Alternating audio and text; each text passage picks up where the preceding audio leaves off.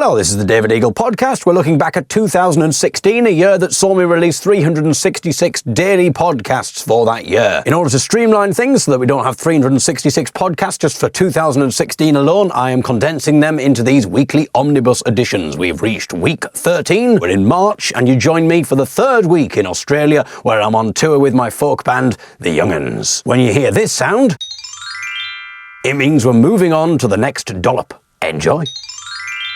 Fortunately, we managed to get booked onto today's flight to Canberra and have arrived safely, in spite of the fact that I was a bit worried that I might be responsible for killing everybody on board the plane. Just before we reached the plane, there was a lady checking our boarding passes. As I got closer to her in the queue, I heard her ask someone, "Is there anything dangerous in your bag, sir?" To which the man simply responded, "No." And that was it. He was allowed to pass. Then the person behind me was asked, "Do you have any spare batteries in your bag?" To which the lady answered, "No," and again was allowed to pass. The person behind her was asked whether he had anything dangerous in his bag. He didn't even give an answer, but just marched purposefully onto the plane. Rather than calling him back, she just trailed off halfway through her question and said nothing about it.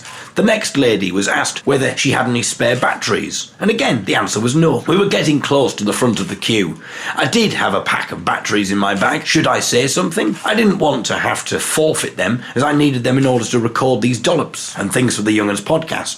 But at the same time, I didn't want to be responsible for killing people. If taking batteries onto a plane is dangerous, then why didn't someone say something earlier? We'd already had numerous checks before we got to this point, which is right at the steps of the plane. It seemed a bit stupid to wait until the last moment before asking people about batteries. And what did she mean by spare batteries? She wasn't asking people if they had any batteries, it was whether they had spare batteries. If the batteries are housed in my digital recorder, then does this mean that they aren't classed as spare? But if they are loose and just lying around in my bag, does that then fall under the spare bracket? The batteries were all together in a pack. Does this still make them spare? There were still lots of people waiting to board, and I didn't want to hold everyone up by asking lots of questions. But surely the question is too open to interpretation in order for me to know how to answer it properly, without posing further questions to establish whether my batteries are deemed spare or not, and whether they are classified as dangerous. I'm also a bit confused by the seeming casualness and randomness of her questions. Sometimes she'd ask someone if they had anything dangerous in their bags. So other times she would ask about the spare batteries, and sometimes she wouldn't ask any questions at all, but just let them go through unchallenged. And seemingly, if someone doesn't want to answer her questions, then they can just walk off and she'll just let them go without contest. Plus, what does she mean by dangerous? We're not the experts, we're just boarding a plane in order to get from A to B. How are we meant to know what she means by the word dangerous? Surely, if she's asking the questions, and then the questions are that important, then rather than relying on people's memories to remember what's in their bag, their correct interpretation of what's meant by dangerous, and also their honesty, you shouldn't be able to just say no and then be allowed to walk on the plane, or just walk off and ignore the question completely. The system, if you can call it a system, was clearly random and ridiculous. Should I feel obliged to report my batteries even if she doesn't ask? I mentioned it to Sean and he suggested that I should just not say anything, even if asked. He didn't seem to be too concerned about possibly being an accomplice in his own death. There were 3 people to go before me in the queue. The first wasn't asked anything, but was just allowed to go through, even though he had a large bag with him that could have been bulging to bursting with batteries. The lady next to me in the queue was asked the battery question. I'd noted that so far only ladies had been asked the spare batteries question. Was this just a coincidence or another crazy random element of their ridiculous system? The man in front of me was asked whether he had anything dangerous in his bag, to which he responded that he didn't, and he was allowed to just go through. Then it came to me and Sean, and we were just waved through without question, even though we both had bags and I had batteries. In fact, we were waved through so quickly that she'd already moved on to the next person in the queue, who was being asked if they had anything dangerous in their bag. I mean, I could hold up the queue, even though I'd been dismissed, and explain to the woman my confusing battery situation, but given that there were potentially hundreds of people already on the plane with batteries and dangerous items, I felt as if there was little point, so we just boarded the plane with my batteries and Sean's collection of knives. Fortunately, despite the haphazard safety checks, the plane touched down in Canberra absolutely fine without issue, and we're ready now to play our final Australian festival before heading home. Just 3 days to go until we head back to England. We're staying at the same hotel for those 3 days, and we have Wi-Fi, which means that the Dollop Challenge should live to see at least another 3 days. However, we do only have an allowance of 1 gigabyte of data, and there are 3 of us sharing the Wi-Fi. So if the challenge fails and a dollop isn't released, then it's probably because Sean or Michael have been using up the bandwidth watching porn. Perhaps I'll have to go out and buy some porn DVDs in order to keep them off the internet, and thus save this project. The trouble is that it's so difficult to find something that they've both not seen before. Any suggestions would be greatly appreciated, Chloe. Knowing my luck, I'll probably be spotted in the shop buying the porn by the lady who accused me of being sexist at our gig last weekend. I might have to buy a gay male porn DVD as well, simply as a strategical measure to guard against these bigoted chauvinistic claims. We saw the Pissing Dog Lady for a 3rd weekend running. In case you're not a David's Daily Digital Dollop regular, yes, apparently they do exist, the Pissing Dog Lady isn't the title of a porn film. We've moved on from that subject now, although to be honest, that's exactly the kind of porn film that Michael and Sean would go for. It's a lady who dresses up as a dog, howls, barks and rolls around on the floor and squirts a water pistol into the air to represent pissing. We saw her at the last 2 Australian festivals that we've done, and now she's back again. The Pissing Dog Lady isn't the only dollop title that sounds like a potential porn DVD. Many of my blog titles could easily form the name of a porn film. If there are any people who work in the porn industry listening, then you are welcome to use any of these dollop titles for a percentage of the DVD's profits. Young Hungarian gay plumbers, lock up your virgins. There's a blog post called I've Got a Habit, which could be about a nun with a sex addiction, possibly an acted recreation of the Sister Abbey song from Dollop 82. Dollop 51 is called A Proposition for Tony Blackburn. It's an innocent blog post, but I'm sure that a porn film director will be brimming with ideas when he sees a title like that. And the upside is that Tony Blackburn is probably looking for another job, and porn might be it. Although, on second thoughts, he might be keen to stay away from that side of things for the time being, given the dubious reasons behind his sacking. Let's put the idea on the maybes list for the time being. Dollop 64's title could make for a very interesting porn horror crossover film. Psychos, murderers, and vegans. My favourite scene in that film is when one of the vegans faces an ethical dilemma. She is sucking on a man's penis, but then begins to wonder whether, being a vegan, she is allowed to swallow the man's ejaculate, as that would be surely consuming animal products. You can hear her inner monologue playing out as she carries out her pleasuring. Has she already broken the rules, given that she's currently got his meat in her mouth? I don't just want these porn films to be all about sex and smut. They need to have other dimensions to them as well, and I think that the vegan's ethical dilemma scene is a great example of creating thought-provoking pornography. I won't tell you what she decides to do because I really don't want to spoil the ending in case you end up watching it. Return to Lender, a teenager's melodramatic concept album set inside a university library. So then, my friends, from vegan porn stars we swiftly move to another composition from my 18-year-old self. Only this time, it's not just one song, it's an entire album. Return to Lender was the name of my rather melodramatic concept album set inside a university library, and it tells the story of what happens when I go to the library and realise that my book is overdue. I know, already you're hooked. Unfortunately, the album never actually got made. There's only one track that was made, and I'm going to play that track for you now, and then I'm going to tell you more about the inspiration behind it, because I know you'll all sort of want to know what's going on, sort of a director's commentary in a way. Then I'm going to show you some of the other lyrics as well, and some of the other ideas for this unrecorded album. But you never know, there might be someone listening. I'm always open to ideas. Wouldn't it be brilliant if these ideas all came into fruition? So my nasal sounds were commissioned by BBC Radio 3. My cauliflower routine was snapped up by Peter Kay. My pornography franchise came to fruition. I think, there's so many possibilities here that people just aren't tapping into with these dollops. The track I'm going to play you is the second track from the album. The first track goes like this. I haven't actually got a recording, but the first track goes like this. The lyrics are, and I think you kind of see the flaw in the opening few lines here. A very extraordinary occurrence happened to me today. I went to the library. What more can I say? Now, bearing in mind this is an hour-long concept album, you know, this is a pretty hefty tome. I mean, there's quite a few lyrics in this. I don't think it's the best thing to say, what more can I say? Only 2 lines into the album. A very important occurrence happened to me today.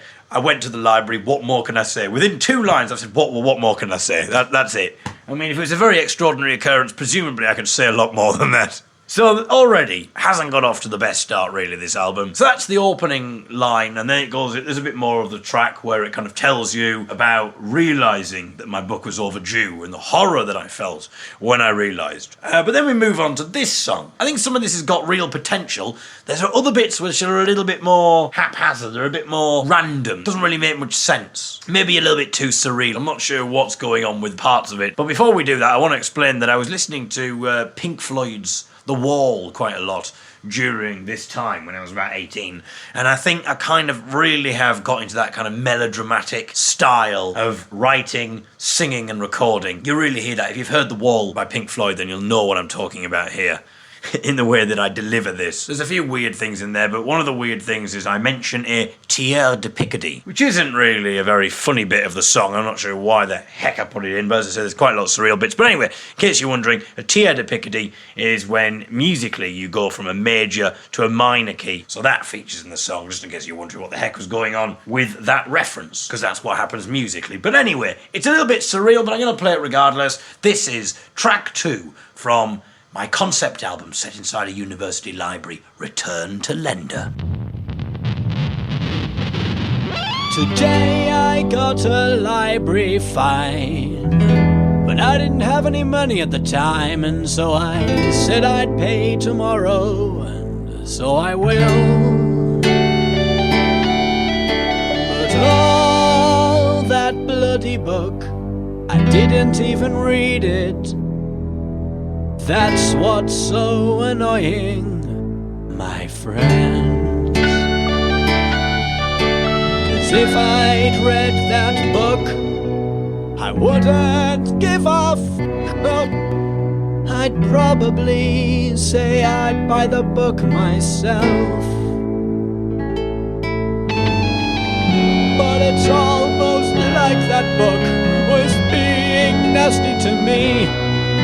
I wish I took that book back days ago.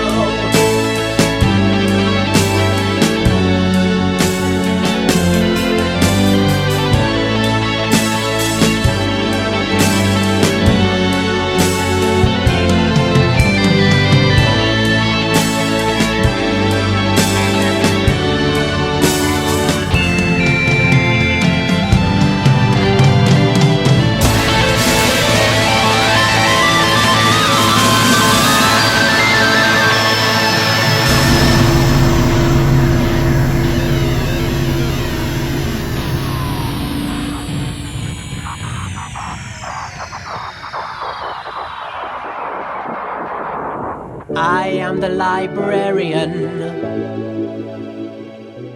and I wish you took the book back as well.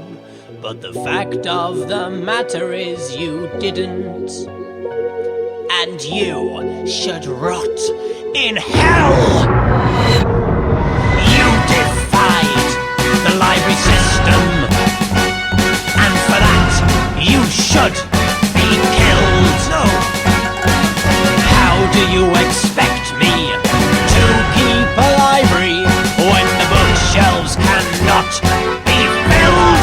Hey, stay on me, please! I am very sorry!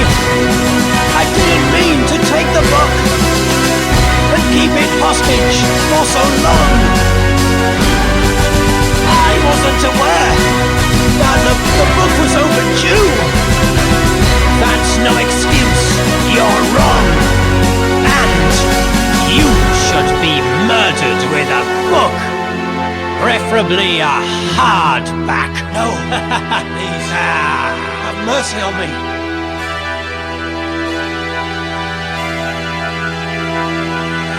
Let's not talk about my hardback.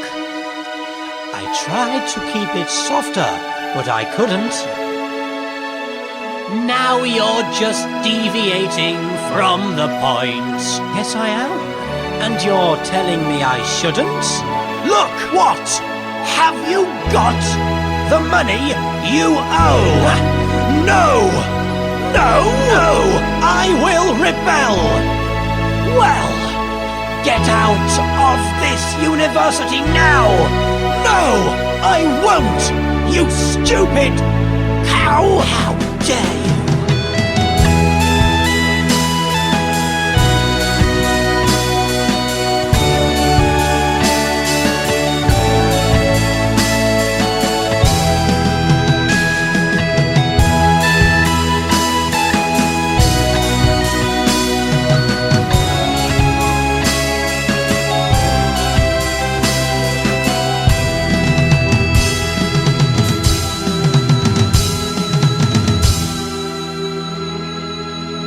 That'll show you. Don't try and baffle me with a tiers de Picardie. It never did work. Damn. I've had too many musicians try that trick on me before. Right then. What if I sleep with you, librarian? Will you let me off then? Yes. As the old saying goes, in the library, you get me off and I let you off, my friend. Good to hear it.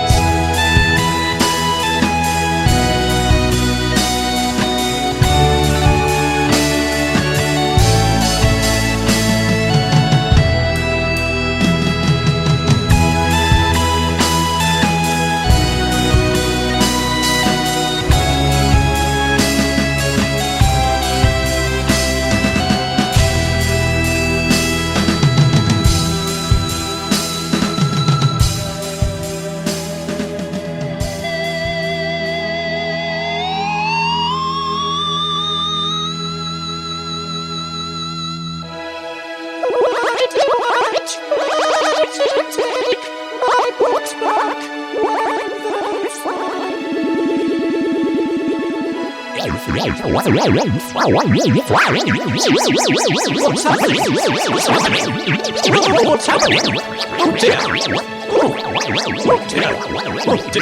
Okay, so you wouldn't probably wondering what the heck's going on there at this point. It turns out that all that bit has been a dream. That's not real, as you'll discover in the next part of the song, which unfortunately isn't recorded.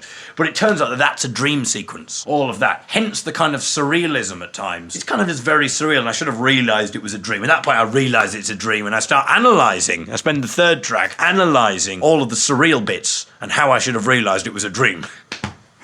So that's the third track. So that's that. I'm looking at the lyrics, and I haven't actually written any lyrics for that, but that's the kind of the brief that I've written down for it.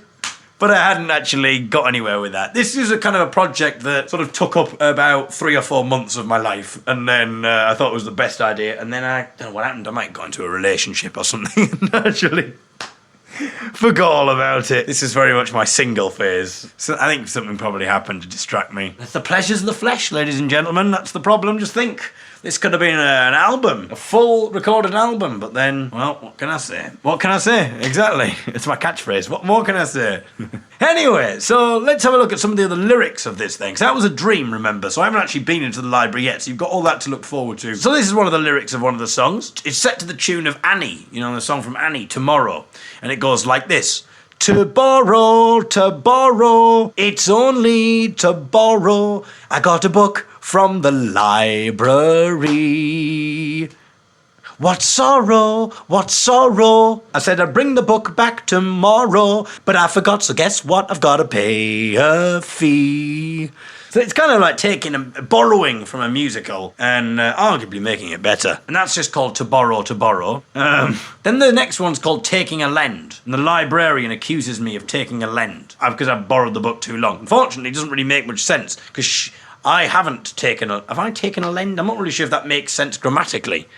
Because I've taken...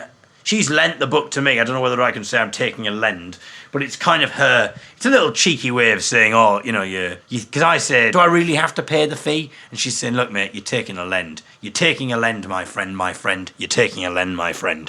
That's the lyrics for that one.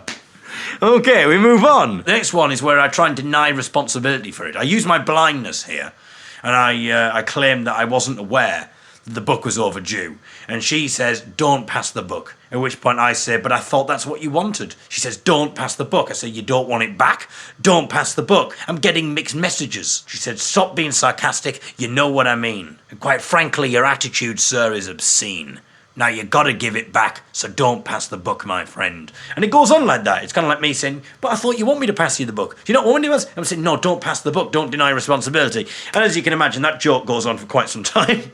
Because, it's hilarious, isn't it? The idea of saying, don't pass the book. It's the kind of the mixed messages there. It's the joke obviously escalates. And I get more and more confused. And we both get more and more irate. I'm saying, I'm confused. Do you want me to give you the book? Do you don't want to give me? Yes, I want to give you the book. I'm saying, don't pass the book. And of course, for some reason, she doesn't use different words to say what she's saying. It just goes on like that for absolutely ages. Eventually that song ends, and then there's another treat around the corner for anybody who hasn't switched off the album or have fallen into a coma by this point. This is quite a heart-wrenching song, actually. But now, it's from her mindset. And she's talking about what a lonely experience it is, being a librarian. Because everyone hates you because you're always saying that they've got to pay a fee and pay the fine. And so she sings this song, and it's quite heart-wrenching. It's called I'm Such a Loner. And obviously, loner is spelt like loan, as in to loan a book. I'm such a loner, but more than a loner of books. Everyone giving me dirty looks. I'm such a loner. I don't know what to do. I wish I could let them off when their books are overdue, but I can't. It's the rules, and it causes me to despair. I'm such a loner, but what do you care?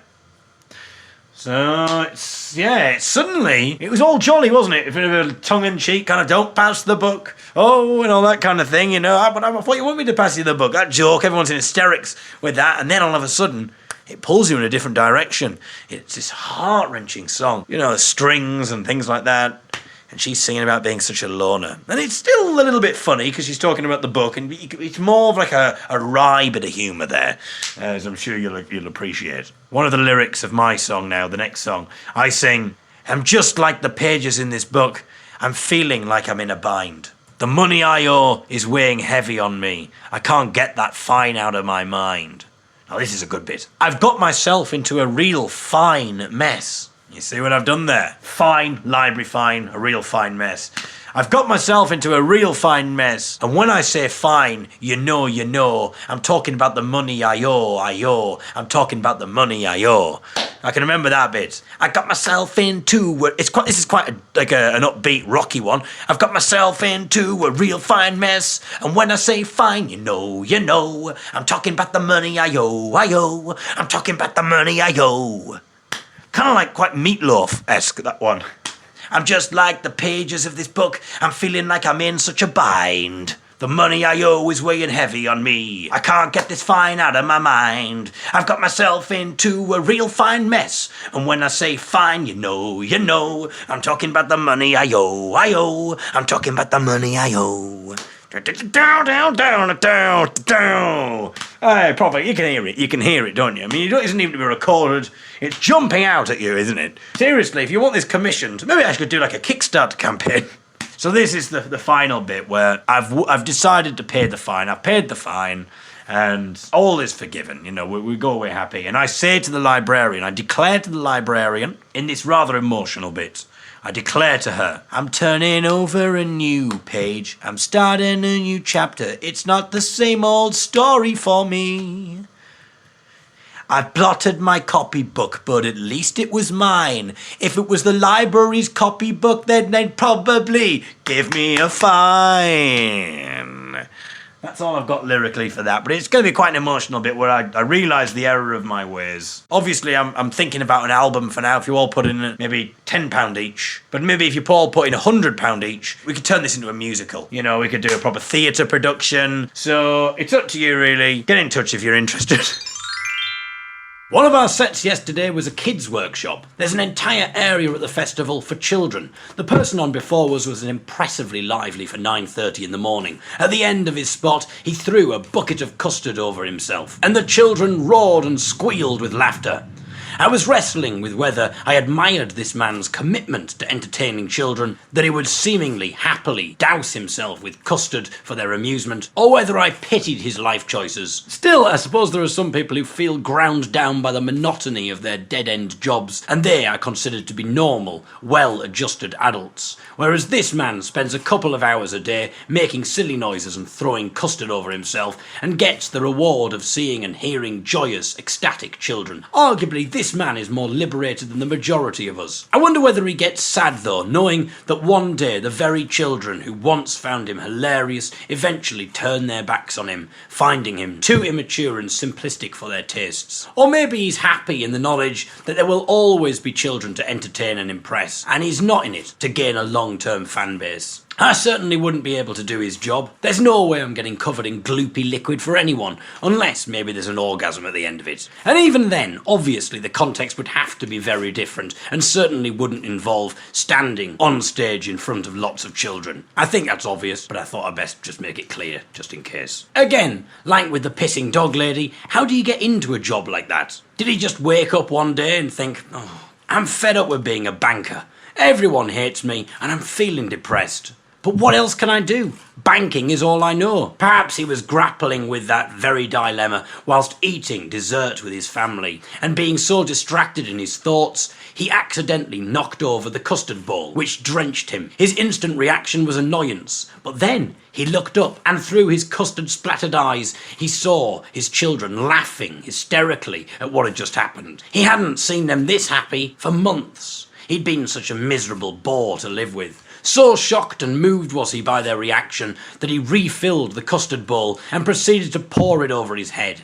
His children howled again with laughter. He felt so good. He couldn't remember when he'd last felt this happy. Come to think of it, it was probably the last time he'd been covered in custard. But let's not go into that here. He opened some more custard tins and poured them into the bowl, which he dramatically poured over his head, this time adding a series of silly noises. His kids fell onto the floor, clutching their chests in fits of hysterical laughter. His wife was so moved by her husband's sudden and surprising transformation that she didn't even mind the fact that there was custard covering her new carpet. She couldn't remember when she'd last seen him this happy. Come to think of it, it was probably the last time she'd seen him covered in custard. But as I said before, let's not go there. Stop trying to make me go there, you dirty animals. He continued to experiment with different pouring techniques and noises until he'd entirely exhausted his custard supplies, at which point he went immediately to the shops and bought a vat of custard. His kids had told all of their friends about their hilarious dad and the custard routine, and consequently he found himself being hounded by children, asking him to perform for them. He was only too happy to oblige. Of course, the kids loved him, but their parents weren't too sure. When they heard about the man who covered himself in custard and entertained children, they were more than a bit suspicious. After all, the man in question was a high-flying banker. He was the reason why they'd all been pinching the pennies for the last few years, and now he was luring their children to him for highly circumspect reasons. But then when the parents saw what was actually going on, and saw that it was merely a harmless bit of kids' theatre, they immediately forgave him for his financial transgressions. They booked him to do their children's parties. The banker quit his job and spent all of his life savings on custard. Sorry, I got a bit carried away there. I've essentially spent 500 words writing a fictional story based solely on the final minute of a children's entertainers act. I think it's safe to say that I'm definitely in no position to call anyone else mad. Observing the children's uproarious reaction to the man's custard covering finale, we were a little bit nervous about having to follow such a clearly successful performance. We didn't have any custard or any props with us at all. We were just planning on singing a few funny folk songs and telling a few stories. And let's face it, that isn't anywhere near as exciting for kids as a man covering himself in custard. But there wasn't any time to change course now, though. We were straight on, and we didn't have time to go out and get emergency custard supplies. The children seemed to enjoy our act, though, and a few of my jokes got some laughs from the kids, but I'd be a fool to think that I could rival the custard routine. Still, we probably get paid the same as he did, and we didn't have to cover ourselves in custard, so who's the real winner? Our final gig in Australia turned out to actually not be our final gig because we've been asked to appear at the final concert. This is apparently when 4 of the highlight acts finish off the festival with a concluding concert. So basically, our reward for being so brilliant is to play for an extra 30 minutes for no extra money, while all of the other less brilliant performers get to have the night off and drink the free beer that's been laid on by the festival. Tomorrow might pose yet another challenge to this 365 consecutive daily blogging project. So far, I have managed 88 days in a row and have blogged every day that I've been in Australia, even though one of them had to be recorded and uploaded from the airport. Our outward flight took 22 hours. Our return flight is 26 hours. Our transport to the airport leaves the hotel at 10 a.m. tomorrow, which will be 12 a.m. British time. So I might be able to hurriedly publish the blog post bang on 10 a.m. as the bus pulls away from the hotel and out of Wi-Fi range. Although this would mean writing another dollop as soon as I got back to the hotel tonight, and then having to record it before 10 a.m. the next day, which is doable, but I'd be writing 2 dollops within just a few hours of each other. Also, I'm not even sure when I'll get a chance to record this dollop. It might not be until I get back from the hotel later tonight. I don't really want to have to record and publish today's dollop, then immediately start writing the next one during the night, and then get up early the next day to record and publish tomorrow's in time for when we leave for the airport. But this might be the safest option to ensure that the challenge remains intact. We've got quite a lot of time to kill in Canberra Airport, and I'll probably have a few hours to write it there, and providing that there is free Wi-Fi, then I could release it from the airport. I'll be back home by about 7 p.m. on the Wednesday, and I could publish Wednesday's dollop then, which I'd have had loads of time to write on the excruciatingly long plane journey. I appreciate that this isn't particularly interesting to listen to, but this challenge is just as much a logistical one as it is creative. Plus, there's bound to be someone listening to this who gets turned on whenever I start talking about logistical aspects of these dollops, and they just grin and bear all the nonsense in between the occasional bit of logistical talk, impatiently wading through all the tedious blabber about kettles and vegan porn stars and women dressed up as dogs, in the hope that a bit of logistics will be just around the corner. At least the last 2 paragraphs would have satiated your appetite for a little bit, hopefully. Apparently, there's a national airport strike on Wednesday, meaning that the airports of Australia will be understaffed. I don't know which elements of the airport staff are going to be striking. I hope it's not the pilots. The strike doesn't commence until Wednesday, meaning that it'll be working on the Tuesday when our flight takes off. It will be more than a little harrowing to be thousands of feet above the Indian Ocean and suddenly to hear the pilot's voice over the plane saying, "Hello, ladies and gentlemen, this is your captain speaking, just to let you know that it's now 12 a.m. on Wednesday, Australian time, which means that I am now technically on strike. Therefore, unless I hear from my union that there's been a settlement reached, I shall be relinquishing control of this plane. I'd like to apologise for any inconvenience that this may cause." He then sings "You Won't Get Me, I'm Part of the Union, Till the Day I Die," as our plane begins to spiral out of control and rapidly descend, making the "Till the Day I Die" line of the song especially pertinent. Let's just hope it's those useless people at the entrance to the plane who are striking with their random, pointless, arbitrary questions about whether we have anything dangerous in our bags. As if someone at the door of the plane is suddenly going to turn round and say, "You know what, you've just reminded me that I actually do have an AK-47 in my bag. I can't believe that I forgot about that. Goodness knows how it got through security. Thank goodness you're here and that you said something. Otherwise, I might have had one of my funny turns and killed some people." There's been warnings that due to the strikes, our journey time may be increased. I'm a folk singer, so naturally I support people's right to strike, but if they dare increase my journey time to the point that I don't get Wednesday's dollop released, then my sympathy for them will be destroyed. I just hope that everyone can come to some sort of agreement so that the 366 daily consecutive blogs challenge doesn't come to an end because of striking airport staff or death-inducing pilots. I'm writing today's dollop in the eating area of the hotel. Our flight isn't until 9 p.m, and although we had to check out of our rooms by 10 a.m, they have allowed me to stay in this area until we need to leave. I'm not sure whether that invitation will still stand once I start reading out the audio version of the dollop. There are people eating around me, and so I'm going to have to make sure that this dollop is completely family friendly, as I don't want to be turfed out onto the streets by the hotel staff for putting their customers off eating because I'm audibly discussing vegan porn stars or pissing dog ladies. Oops. No one's batted an eyelid so far. They're all still talking. It's fine. Okay, from now on I'll keep it family friendly, because I'm going to have to read those words out now. I did, but it was fine. As you can hear, it's fine. They're just still talking. Completely oblivious in their own little worlds here. I could probably shout it louder. Pissing dog ladies. Yeah, nothing. Nothing. I mean, I can't see. Obviously, I'm blind. Someone may have just glared at me, but there's really no audible change there in the sound. Shall I shout it again, see how loud I can do it? Best not push my luck. There is a devilish part of me that wants to write something really inappropriate, knowing that I'll then be forced to read it out loud. But I must control the demon inside me. Wanker. No, stop it. Arsehole. No, don't make me do this. There are people eating. Shit. Cock. No, demon. Be gone. I'm an idiot. I'm going to have to read all of that out now. I did, but they're still just talking. It's fine. It's that laid-back attitude that you get in Australia, the whole no-worries attitude.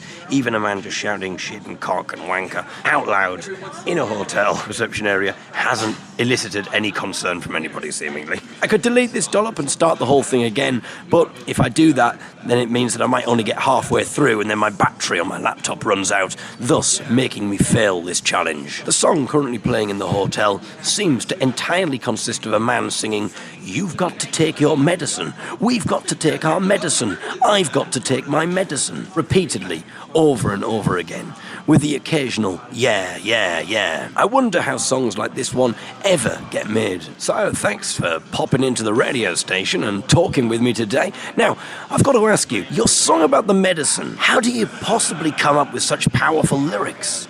Well, it's quite a story attached to that song. You see, I was visiting my father in hospital, and a nurse came to him and said, "You've got to take your medicine, Bob."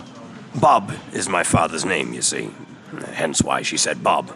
Anyway, I turned to the nurse and I said, "What did you just say?" And she said, I said, "You've got to take your medicine, Bob." At this point, I sprang to my feet and embraced the nurse, thanking her for providing me with the inspiration for my next surefire hit. I then immediately wrote it down. "You've got to take your medicine, Bob," I wrote, excitedly. Unfortunately, all of this had completely distracted the nurse from her originally intended reason for coming to us in the first place, which was, of course, to give my dad, Bob, his medicine. Sadly, this resulted in him dying later that day. However, as he slipped away, we had an emotional moment where I sang him the first draft of my song. Yes, he, Bob, my dad, was the very first person to hear that song. "You've got to take your medicine, Bob. You've got to take your medicine, Bob. You've got to take your medicine, Bob." The nurse overheard my song and came sprinting towards my dad's bed. "Shit," she said. "I forgot to give him his medicine." But it was too late, for in that moment, he died. Two really amazing things happened as a result of that incident. I was able to sue the nurse for negligence, and my dad left me a small fortune in his will. I was able to use the money from the nurse and my dad in order to buy a recording studio in which I recorded my surefire hit, all about my dad needing to take his medicine. Looking back on that moment, it's as if it was meant to be. You know, as if fate had predestined that event to happen. Obviously, being a professional songwriter, I knew that the song needed a little bit more than just, "You've got to take your medicine, Bob." It took me days of painstaking work to get the song perfect. In fact, I had to miss my dad's funeral because I was just too busy writing. The first thing I thought was, we need to lose the Bob, because it's not scanning properly. I then thought that just singing, "You've got to take your medicine" over and over again was a bit bland. I was at a complete loss over what to do. These things take time and concentration to make happen. But then I had a dream, and it just came to me there and then in that dream. You've got to take your medicine. We've got to take our medicine. I've got to take my medicine. I woke up in a cold sweat. I needed to write it down before I forgot it. I jumped out of bed and searched feverishly for a pen, all the while singing, You've got to take your medicine. We've got to take our medicine. I've got to take my medicine, over and over again, fearing that I might forget this moment of divine inspiration. Eventually, I found a pen and wrote it down, but I felt there was still something missing. But what? The song was almost there, so nearly perfect, but there was just something. It took another couple of weeks before inspiration to reach me. Again, it came in the form of a dream. You've got to take your medicine. We've got to take our medicine. I've got to take my medicine. Yeah, yeah, yeah. Again, I woke up in a cold sweat, my heart racing. I jumped out of bed. Where was the damn pen? Eventually I found it and added those final words to the song. Yeah, yeah, yeah. I wrote, my hands shaking with excitement. I read the words through, over and over again. God, it was perfect. I immediately went into my recording studio and laid down the vocal track. I listened to it back on loop, over and over again, just sobbing, so overcome with emotion was I. And that, my friends, is the story of that song that we all know and love today. And I want to dedicate it to my dad, whose death made the song possible. In a way, his death brought that song to life. And in some ways, you could say that my dad lives on through that song. The song seemed to literally just consist of a man singing those same words over and over again. Then again, I've just kind of done a similar thing for today's dollop, essentially stretching out the same single point in over 1,000 words, except I haven't made any money from it. On the plus side, at least I haven't killed anyone or got them fired by writing this dollop. Unless the hotel receptionist who let me stay is fired because I've scared away all of her potential diners by talking to myself, calling myself a wanker and an arsehole. Oops, did it again. This is my final dollop from Australia. Not that I've actually mentioned anything about Australia in this dollop. Tomorrow I shall be back home. As an extra special treat for putting up with my ramblings from Australia, I'll head straight to Sainsbury's as soon as I get home and have a chat with the shop assistant, because that's what you all want from these dollops, isn't it? I mean, the people who were sitting to my left have gone, but I don't think that was because of me. They seemed absolutely fine. And there's a few other people around, but no one really seems bothered. I mean, I was sort of hoping that people would break out into a spontaneous applause when I'd finished, but just seems to be going about their days absolutely fine. Thank you for listening. We shall be back tomorrow in England.